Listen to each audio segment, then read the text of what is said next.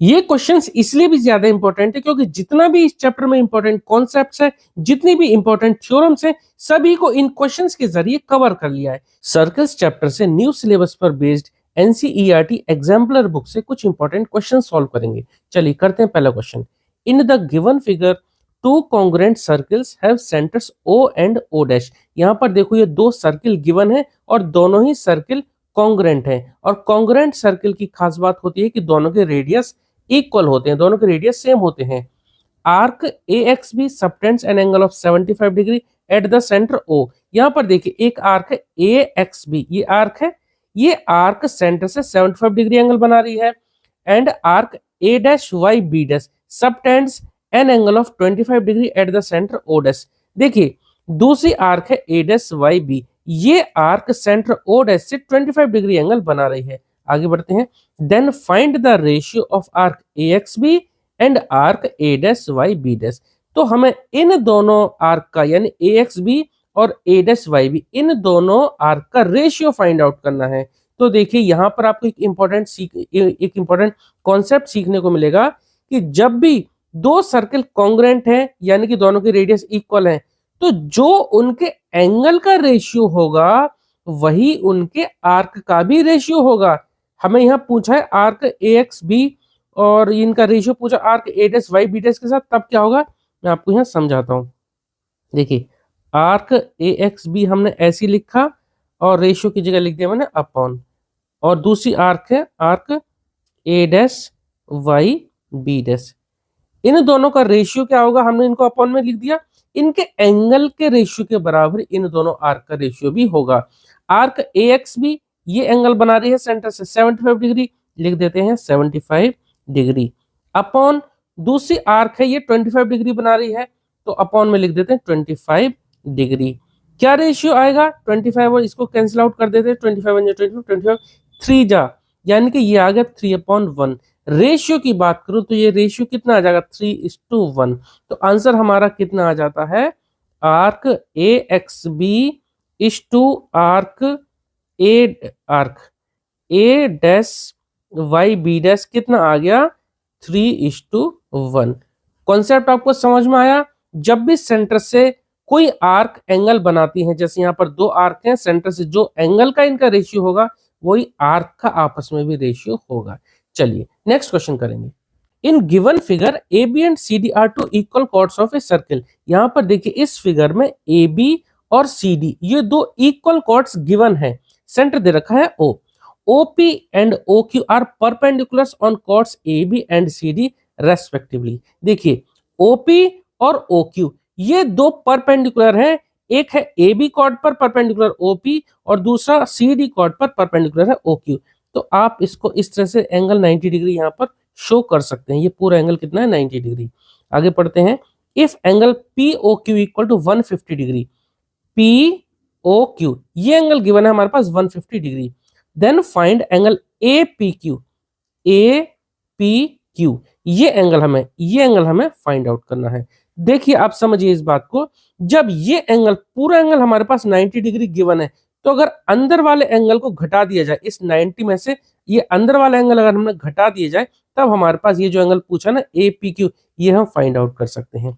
देखिए इस ट्रायंगल में POQ ट्रायंगल में OP और OQ दो परपेंडिकुलर हैं, ठीक है, और दोनों ध्यान रखना है आपको, जब भी कभी दो इक्वल कॉर्ड्स हो तो इक्वल कॉर्ड्स पर जो परपेंडिकुलर होती हैं या परपेंडिकुलर डिस्टेंस होते हैं वो इक्वल होते हैं। यहाँ पर आपको ये थ्योरम यूज करनी है। देखिए इस चैप्टर की सभी थ्योरम्स को हम कवर कर चुके हैं।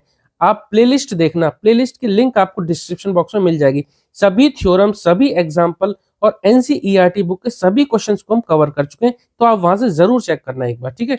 तो जब ये दोनों कॉर्ड इक्वल है, मैं यहां लिख देता हूं since AB equal to CD, AB equal to CD ये गिवन है, और जो दो इक्वल कॉर्ड्स होती है उन पर परपेंडिकुलर डिस्टेंस भी इक्वल होता है। तो हम यहां लिख देते हैं therefore OP equal to OQ, OP equal to OP, ठीक है।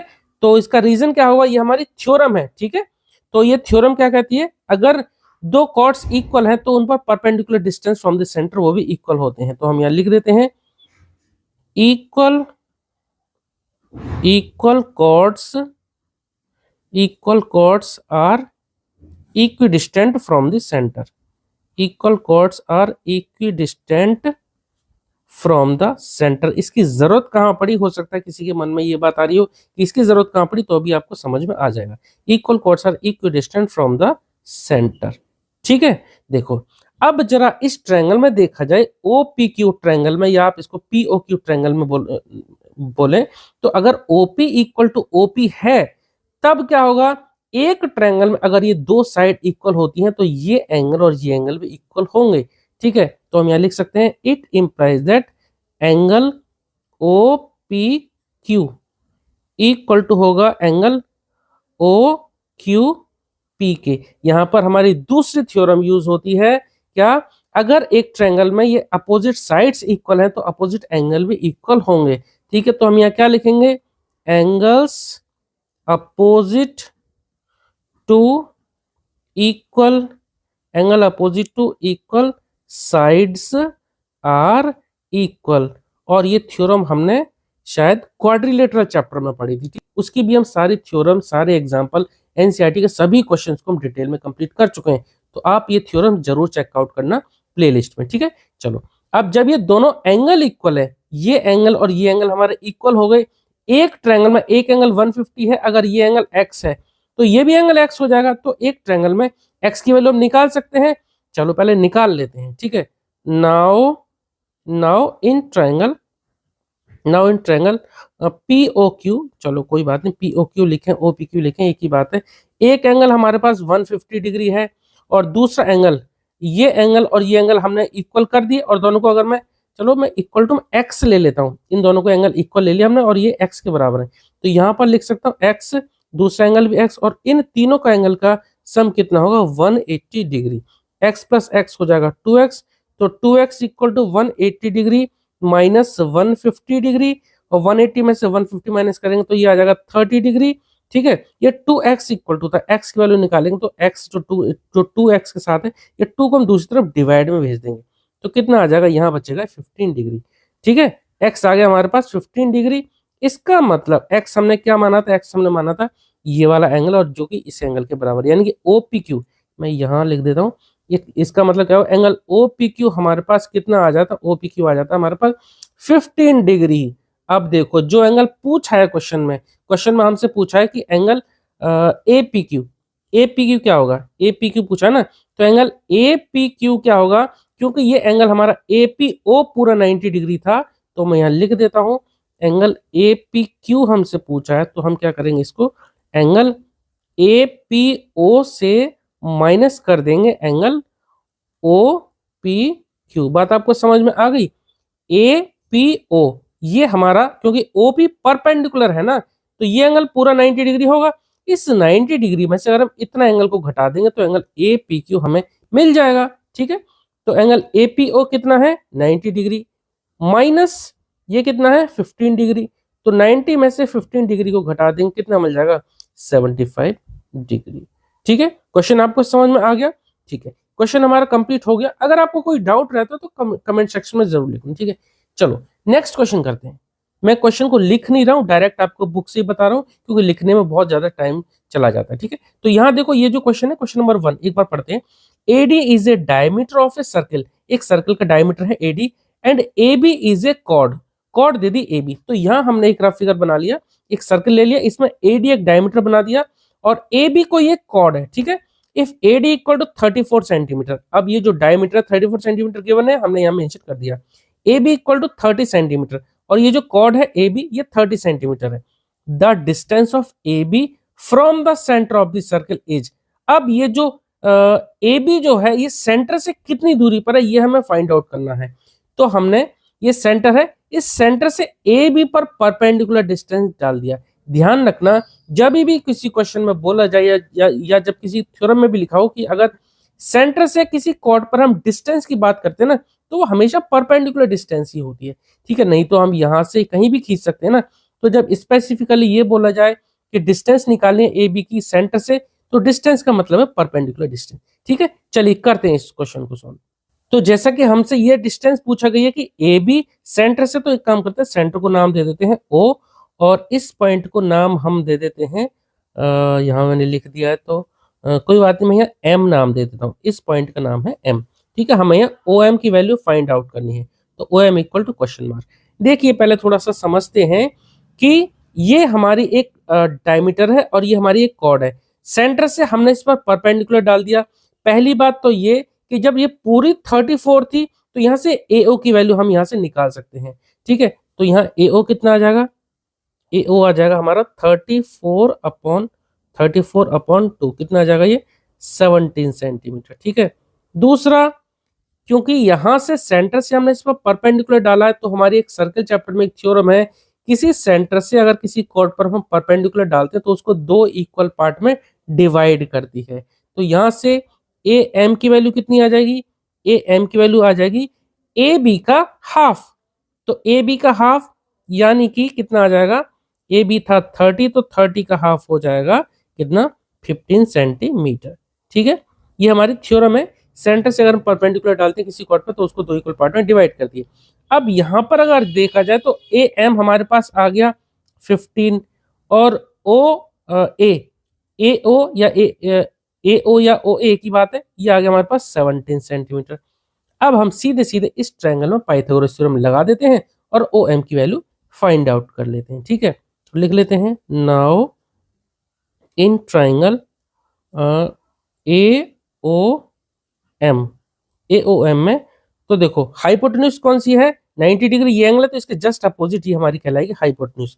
तो क्या होगा A O square equal to A M square plus O M square. A M कितना है, ए एम है हमारे पास 15, तो 15 का स्क्वायर। ओ एम हमें फाइंड आउट करना है तो इसको ऐसे ही रहने देते हैं। और ए ओ हमने निकाला था कितना 17, यहाँ लिख लेते हैं 17। 17 का स्क्वायर कितना होता है 289 होता है, 17 इंटू 17 289, माइनस 15 का स्क्वायर होता है 225, लेफ्ट साइड में ले आएंगे तो माइनस का हो जाएगा, माइनस का 225 इक्वल टू यहाँ कितना बचा ओ एम स्क्वायर।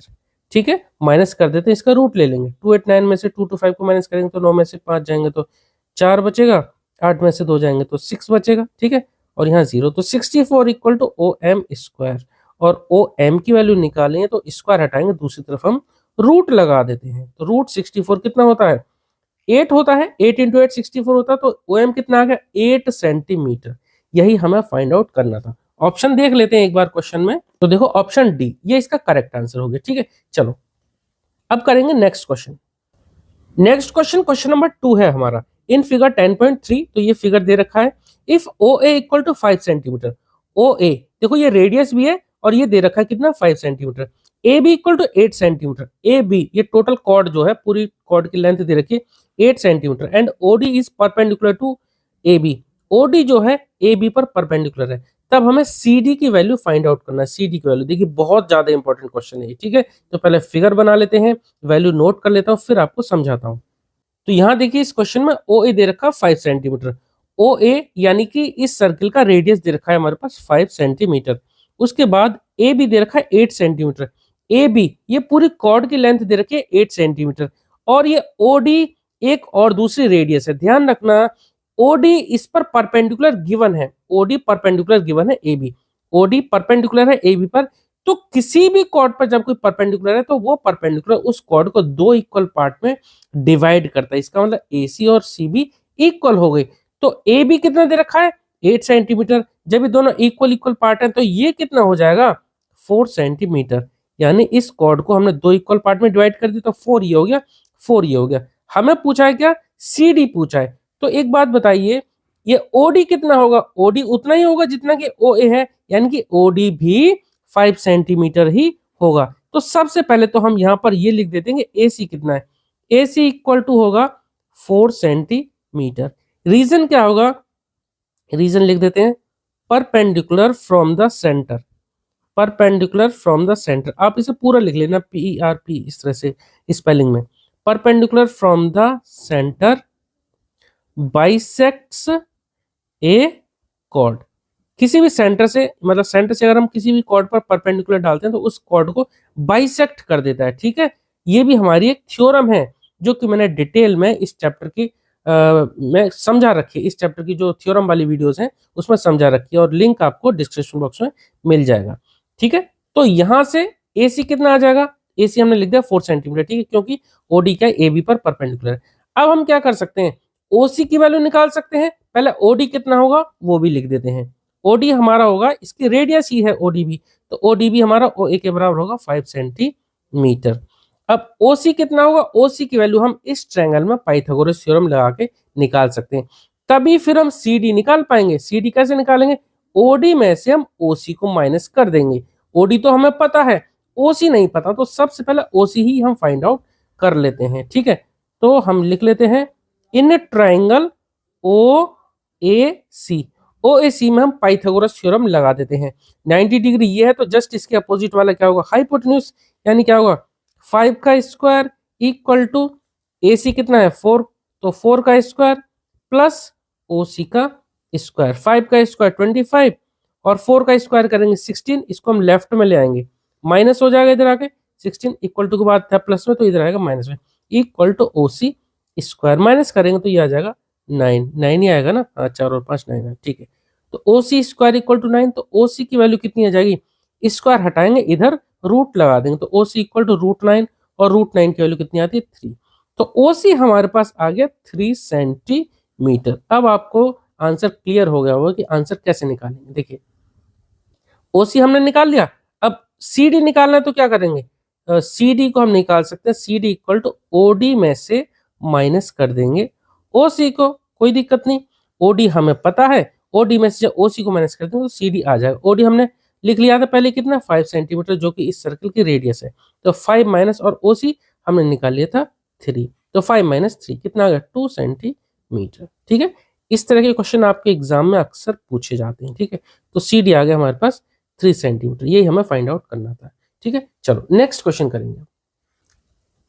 अब देखिए ये क्वेश्चन भी हमारा थ्योरम 9.7 पर बेस्ड है। पढ़ते हैं question, in the given figure if angle OAB equal to 40 degree, यहाँ पर देखिए OAB ये 40 डिग्री गिवन है, then find angle ACB, ACB ये एंगल हमें फाइंड आउट करना है। देखिए सबसे पहले तो हमें ये वाला एंगल फाइंड आउट करना होगा, तभी हम इसमें थ्योरम 9.7 लगा पाएंगे। देखिए सबसे पहले आप समझ लो, इस ट्रायंगल में AOB ट्रायंगल में, यहाँ पर OA और OB ये दो रेडियस है, जब रेडियस है तो इस ट्रायंगल में दो साइड हमारी ये AO और OB इक्वल मिल गई। जब ये दोनों साइड इक्वल है तो ये एंगल 40 डिग्री है, तो ये भी हमारा 40 डिग्री मिल जाएगा। लिख लेते हैं इसको, पहले तो सॉल्यूशन डाल देते हैं। ठीक है, तो यहाँ लिख लेते हैं पहले, since AO equal to BO, reason क्या होगा इसका, radii of the same circle are equal, radii of the circle, मैं सिर्फ इतना ही लिख देता हूं, सफिशिएंट है। तो जब AO इक्वल टू BO है तो therefore angle OAB equal to होगा एंगल OBA के बराबर, कितना ये हो जाएगा, एंगल OAB हमारा 40 डिग्री है, तो मैं लिख देता हूँ देयरफॉर एंगल OBA ये भी हमारा हो जाएगा 40 डिग्री के बराबर। रीजन आप लिख सकते हैं, angle opposite to equal sides are equal, एक ट्रायंगल में जब ये दो साइड इक्वल होती है, इनके अपोजिट एंगल भी इक्वल होते हैं। क्वाड्रिलेटरल चैप्टर में हमने ये थ्योरम पढ़ी थी।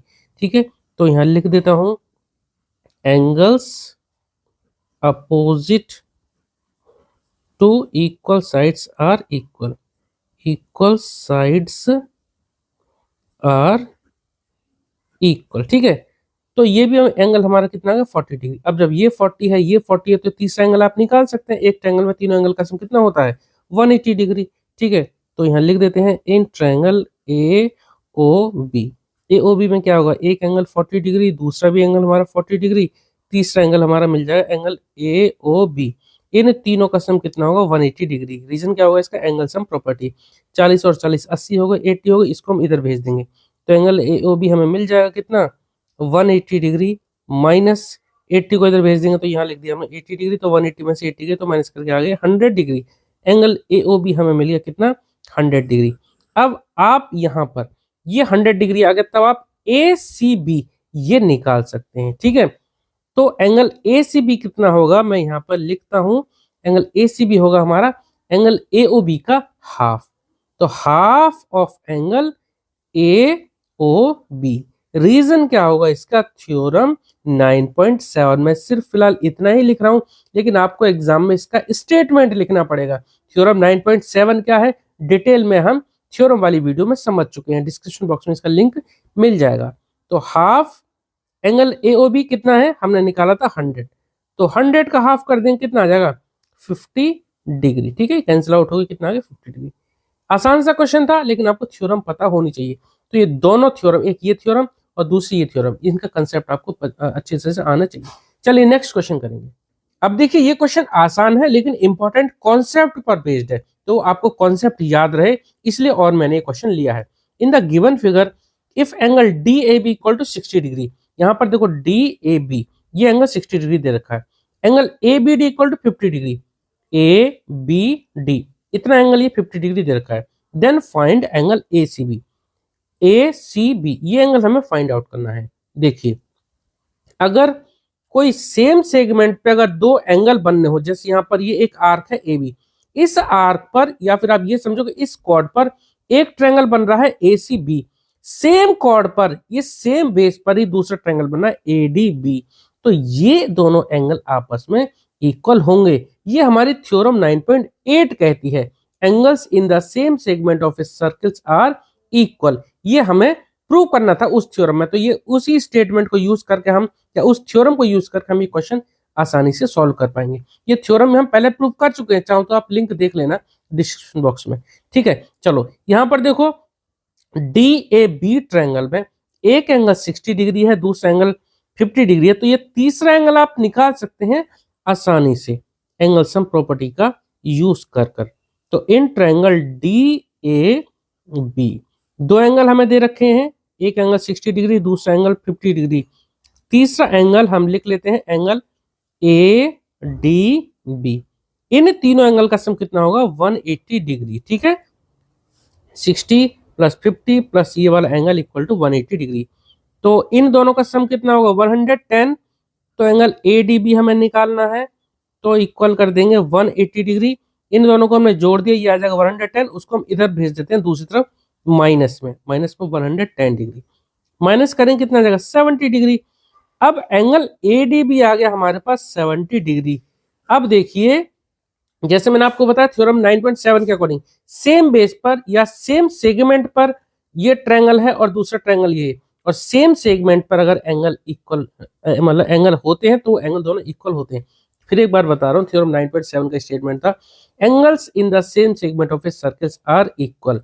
ठीक है, आप इसको ऐसे समझो, एक कॉर्ड पर एक ट्रायंगल ये बन रहा है, दूसरा ट्रायंगल ये बन रहा है, दोनों का सेम कॉर्ड है, तो ये वाले एंगल आपस में क्या होंगे? इक्वल। ध्यान रखना ये दोनों एंगल इस सर्किल के ये जो सर्कमफ्रेंस वाली जो लाइन है ना, ये इस पर टच होनी चाहिए, तो ये दोनों एंगल आपस में इक्वल होंगे। ए डी बी हमारा कितना आ गया? 70 डिग्री, तो ये एंगल ए सी बी ये भी हमारा कितना होगा? 70 डिग्री। तो मैं लिख देता हूँ एंगल ए सी बी ये भी एंगल होगा 70 डिग्री के बराबर। रीजन क्या होगा? थ्योरम 9.7 है पर स्टेटमेंट इसका छोटा सा है, मैं लिख देता हूँ angles in the same segment, angles in the same segment of a circle are equal। ठीक है, क्वेश्चन हमारा कंप्लीट हो गया। ठीक है, नेक्स्ट क्वेश्चन है हमारा इन the given figure AOB is a diameter of the circle. यहां पर देखिए फिगर दे रखा है जिसमें AOB ये लाइन डायमीटर दे रखी है सर्किल की, and AC equal to BC, AC BC के बराबर दे रखी है। Then find angle CAB, CAB ये एंगल हमें फाइंड आउट करना है। देखिए थ्योरम 9.7 के अकॉर्डिंग हमने समझा था कि अगर कोई एक डायमीटर है, यहां पर सेंटर से एक डायमीटर हमारा पास होगा, तो ये डायमीटर है, इन दोनों पॉइंट से अगर हम कोई भी लाइन ड्रॉ करते हैं सर्किल के बाकी बचे हुए पार्ट पर, चाहे इधर चाहे इधर, तो ये जो सी पॉइंट होगा ना, यहां पर बनता है एंगल हमारा 90 डिग्री। ठीक है, ये बात आपको समझ में आ गई? ये एंगल होगा हमारा 90 डिग्री, और यहां पर क्योंकि AC और BC इक्वल दे रखा है, तो ये एंगल और ये एंगल दोनों आपस में इक्वल होंगे। फिर वही कॉन्सेप्ट, क्या अगर एक ट्रायंगल में दो लाइन यानी दो साइड इक्वल है, तो angle opposite to equal sides are equal, ये होती है। ठीक है, चलो पहले तो हम ये लिख देते हैं, since AC equal to BC, AC और BC इक्वल दे रखे हैं, तो therefore angle CAB equal to angle CBA। CAB और CBA दोनों आपस में इक्वल होंगे। रीजन आप यहां लिख सकते हैं, angles opposite to equal side are equal. Angle opposite to equal sides are equal. ठीक है, अब जब ये दोनों एंगल इक्वल आ गए और ये एंगल हमारा कितना होगा 90 डिग्री, हम ये भी यहां पे लिख देते हैं। आल्सो एंगल ACB इक्वल होगा हमारा 90 डिग्री के। ये कैसे होगा, ये थ्योरम 9.7, थ्योरम 9.7 और इसका केस बी या सेकंड वाला केस जो था, अगर ये स्ट्रेट लाइन है, यहाँ पर एंगल कितना बनेगा 180 डिग्री, तो ये एंगल जो होगा इसका हाफ, यानी ये 180, तो ये एंगल होगा हमारा 90 डिग्री। थ्योरम आप समझ लेना अच्छे से, ठीक है, लिंक आपको डिस्क्रिप्शन बॉक्स में मिल जाएगा। एंगल ACB 90 डिग्री आ गया। अब इस ट्रायंगल में देख लो तीनों एंगल का सम कितना होगा 180 डिग्री। ठीक है, तो हम यहाँ ले लेते हैं। नाउ इन ट्रायंगल ACB में, तो एक angle ACB plus angle BAC, ये वाला BAC प्लस तीसरा एंगल CBA, एंगल CBA, इन तीनों का एंगल होगा सम, इन तीनों एंगल का सम होगा 180 डिग्री। एंगल ACB हमने निकाल चुके हैं 90 डिग्री, और इन दोनों एंगल को हम पहले ही इक्वल दिखा चुके हैं। हमें एंगल CAB पता करना है। CAB सॉरी, BAC और CAB एक ही बात है, ध्यान रखना। तो इसको भी और इसको भी, दोनों को हम CAB नाम दे सकते हैं। CAB, ये एंगल और ये एंगल इक्वल है, तो दोनों को हम CAB नाम दे सकते हैं। तो CAB plus angle CAB equal to 180 degree. ठीक है, दोनों इक्वल हैं, तो हम लिख सकते हैं twice of angle CAB। CAB plus CAB क्या होगा, twice of angle CAB equal to 180 degree minus 90 degree को आप उधर भेज दो, माइनस कितना हो जाएगा 90 डिग्री। तो कितना हो जाएगा, ये माइनस करेंगे तो ये आ जाएगा 90 डिग्री। अब एंगल CAB कितना आ जाएगा, देखो 2 मल्टीप्लाई में था, इधर दूसरी तरफ जाएगा डिवाइड में, डिवाइड कर दिया कितना आ गया 45 डिग्री। यही हमारा इस क्वेश्चन का आंसर आ गया। ये भी एंगल हमारा आ गया 45 डिग्री, और दूसरा ये भी एंगल हमारा आ गया 45 डिग्री। ठीक है, तो इस तरह से इस वीडियो में इतने ही क्वेश्चन रहने देते हैं। उम्मीद करता हूँ आपको सभी क्वेश्चन समझ में आए होंगे।